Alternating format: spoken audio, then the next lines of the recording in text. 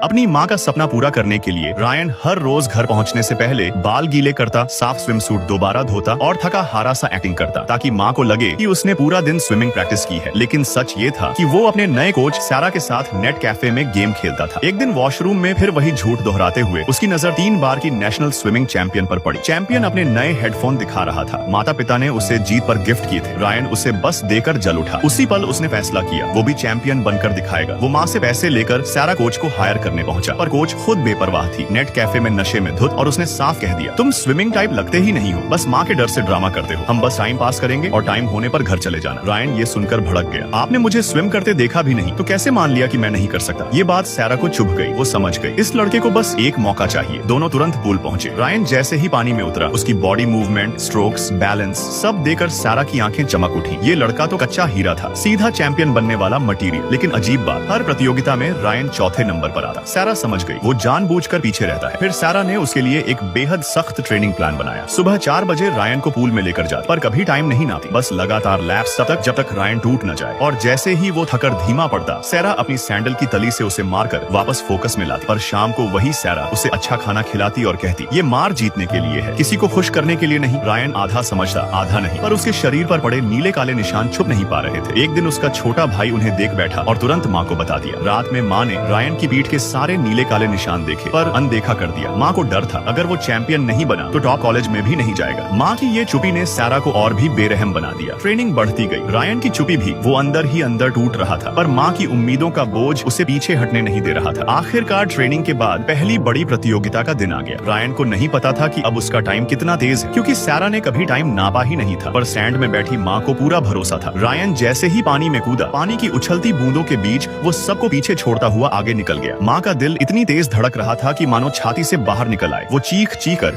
उसे आगे बढ़ने को कह रही थी। कोच सैरा भी साइड से लगातार उसकी फॉर्म ठीक करवा रही थी।